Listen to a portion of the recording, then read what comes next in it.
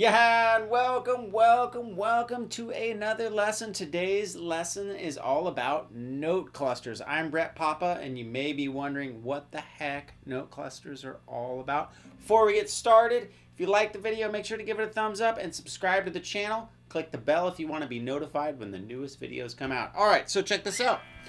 Note clusters are basically how I like to think of seeing the chords inside the scales. We talk about that a lot here, but I had a Skype student, Marion. Hello, Marion. I went over with him how to, he was working on one of the jam tracks from a product I have called the Blues Soloing Secrets Major, level 2. And there's some chords, right? So the verse is like...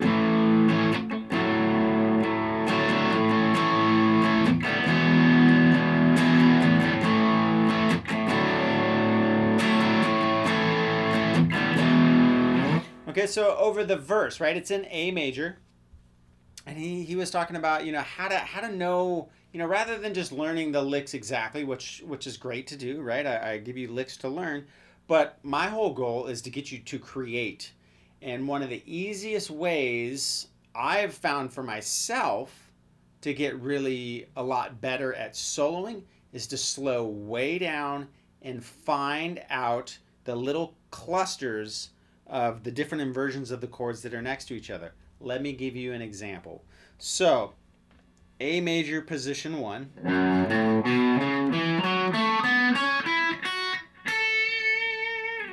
Okay, so inside of that position 1, there's my A chord. And this can kind of be thought of as like a D chord, right? Because you're basically making a D chord. Okay? So in the verse, you do a lick like that, and it's going to sound good over the A because I'm actually targeting the notes of an A chord.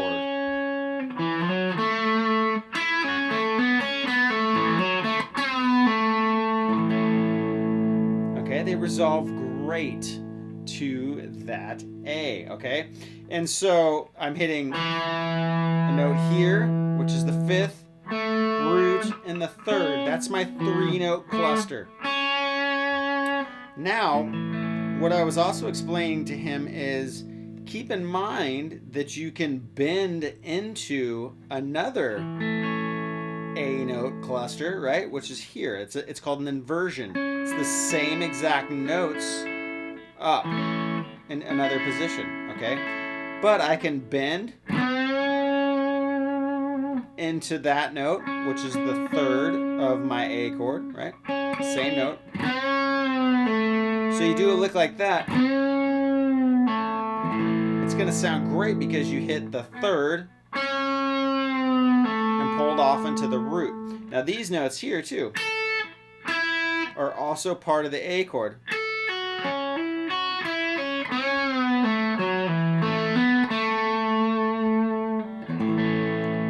That riff's going to sound awesome over an A chord because you're literally hitting all the notes. And it's just thinking about the scale in a new way. You don't think of the scale as, a pentatonic scale position 1 anymore. You're like, okay, here's basically my box that I'm playing out of. Where are my chords in there? So, A chord, right? There's up on the lower strings too, but...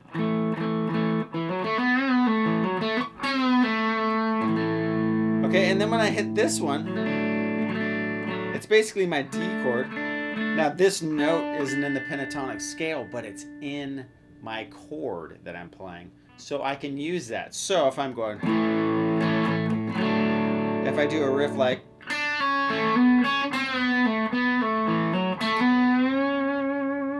Right, it's going to sound great because it's in that chord I'm playing.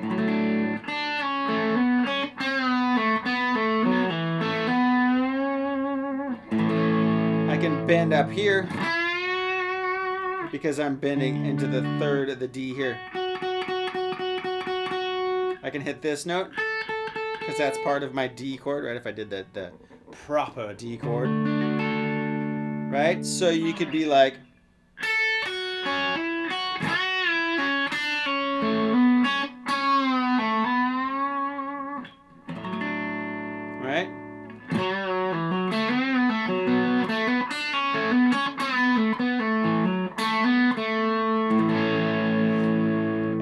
basically told him is go up the neck and find the next position, right? So the next position you have would be position 2, right? And I told him just, stick from the D string down for now, right? Well, position 2 has an A chord here and a D chord here.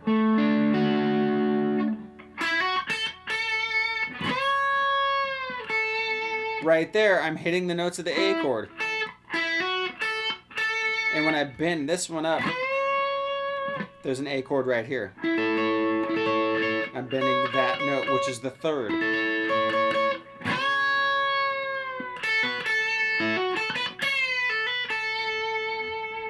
Right now, you also, when you have that D chord,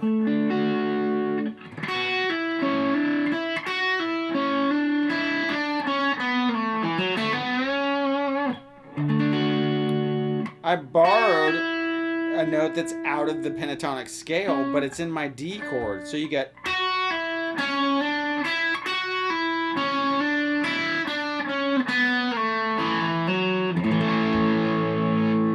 right? So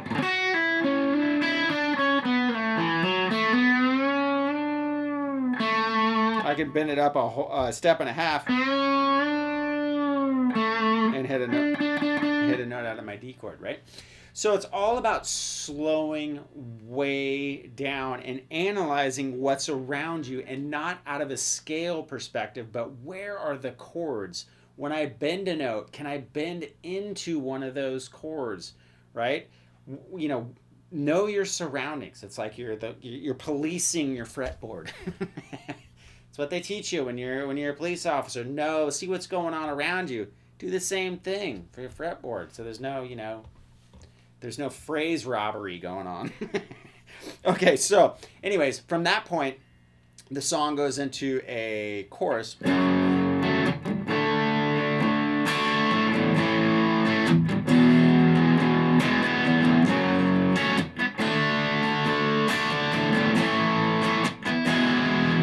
Okay, and that chorus, now there's 4 chords. So I said, take the same concept, right? And apply the exact same thing. So in position 1, A major, right? Right here again. The first chord is an F sharp minor. Right, your F sharp minor licks will work. You're playing over an F sharp minor chord. You're right in that spot of position 1 F minor. Don't think of it, as F minor, but I'm just saying you can play it just like that, right?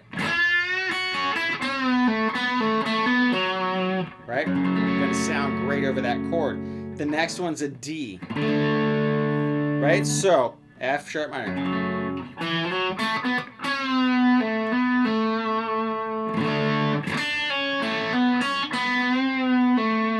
The next chord's an A.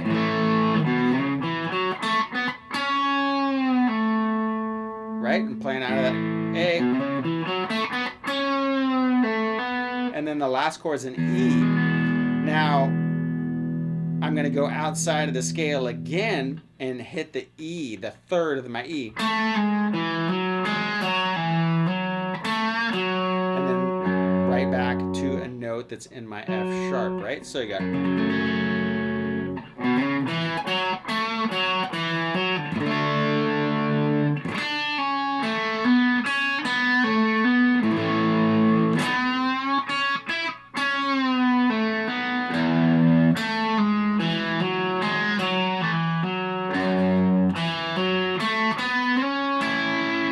Right? And so maybe on the next pass, so I hit every single chord. The goal is to be able to hear the chord progression in your soloing, right?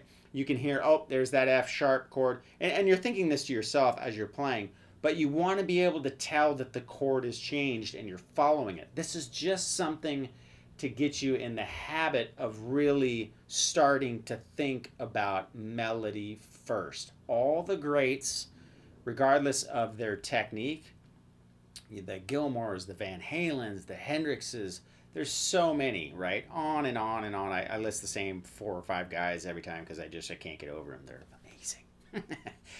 but they follow the chord changes. They come up with these really amazing melodic solos. It's not just noodling. You can noodle for a while and get away with it, but if you're ever wanting to be a professional musician, you got to be able to play with some sense of melody. That's what captivates people. That's what keeps people listening. That's what makes your solos memorable. Okay, so that's one position, right? So we got all in position 1. Now, if I went up to position 2, where are all those chords again? Well, I have an F sharp minor here, right out of position 2. It's just the D shape of these same 3 notes.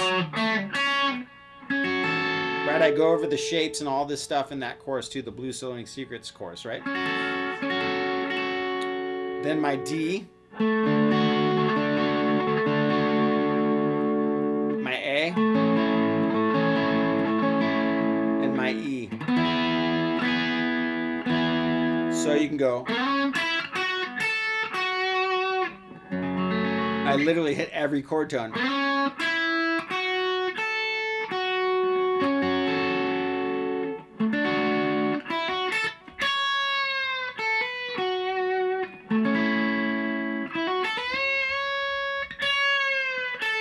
Here's my E.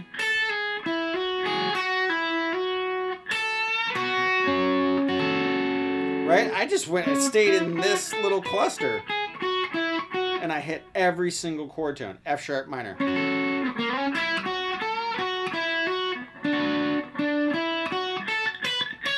Right? All over my D. A major. E.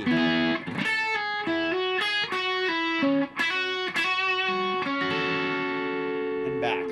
Okay, and so if we take that one step further and go to, say, position 4, another widely used position, you know, this is the whole exercise. Moving slowly, finding the chords inside a position. So position 4 is this one.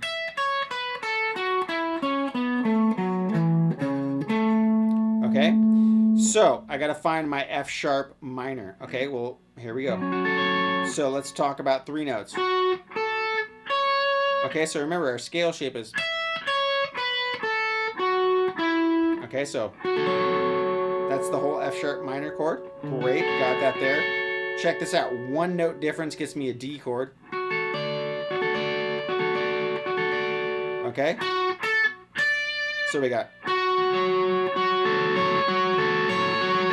And then here's my A, my E. Okay, so I don't even have to move out of position 4. I got all the chords. All right, so let's. Right, I bend up this note, gets me into my F sharp chord right here. Right, so.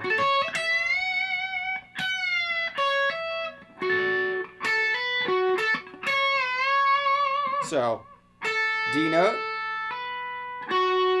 right out of my D chord. This note right here bends me into my A chord, right? So I'm already announcing I got a new chord coming up. So we got F sharp minor,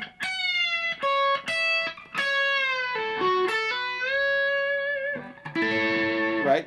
So that covers, and then we got. Then we got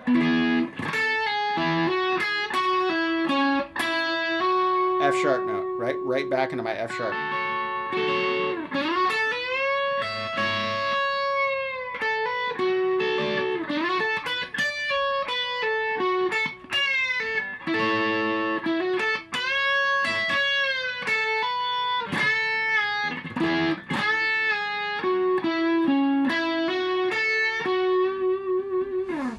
So soloing melodically isn't hard, especially when you find, they're called inversions. I call them, 3-note clusters or whatever, or inversions.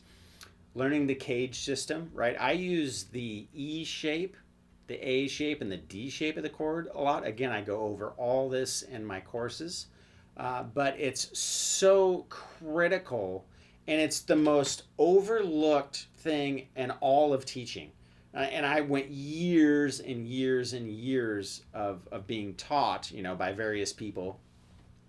And nobody ever really told me that. Like my friends who were ripping players, like really, really good, would be like, yeah, I just see chords. And I'm like, okay, that's great, but it never clicked in there until I actually started listening to other session guys. And then there's a guy, Guthrie Govan, who's terrifying guitar player, like one of the most technically proficient, melodic, ripping shred guys you'll ever hear, hands down. Look him up. He's just frightening how good he is.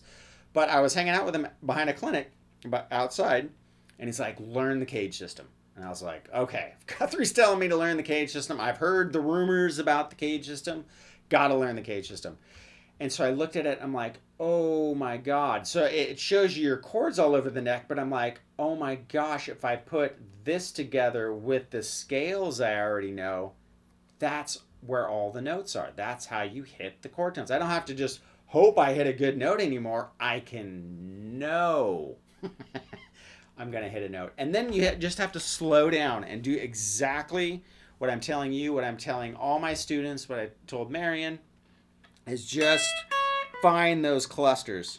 Take one scale shape and 3 strings or 4 strings tops, right? And the pentatonic, use pentatonic. Don't worry about the modes, any of this stuff. You'll inadvertently learn the modes. If you can take the pentatonics and put your chords into them in the progression, you'll learn the modes without even knowing what they're called. Okay, so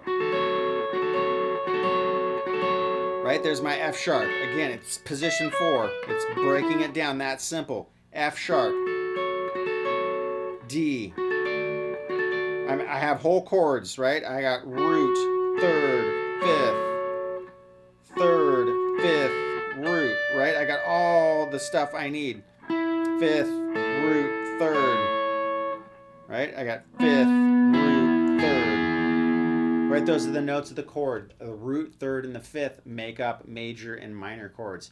If you can spot those inside your major and minor pentatonic positions, you break down that exercise, you play slowly enough, right? And really concentrate on chord tones, even if it's like this.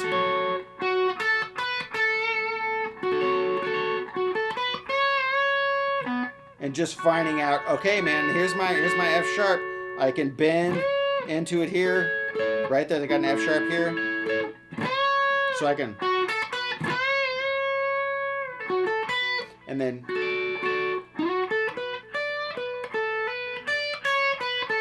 Right? Oh, great, sweet. I can bend up to here.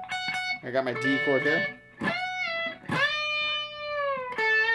I can bend up a step and a half and get the note here on my D chord, right? I can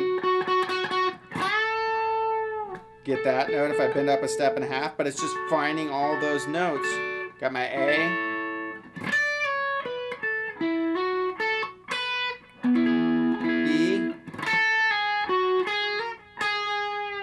Right when I bend up, I'm getting into this E chord.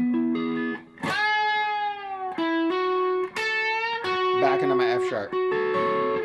It's everything. And then when you get your, you apply that, if you're already a intermediate player or even an advanced player, but just haven't quite figured out how to become melodic, when you slow down and then you figure that out and examine it and really let it absorb into your, fretboard DNA, into your fingers, into your digits, then when you do your fast licks, you can actually do melodic fast licks over a chord progression, and people are like, man, I don't know what Johnny's been drinking lately, but Johnny rips now, and Johnny makes memorable solos that make me want to quit guitar. Or, Steve or Sally, man, they just seem like they just started playing guitar, and now they're good. I can feel what they're playing. They got melody, they got soul. What is going on?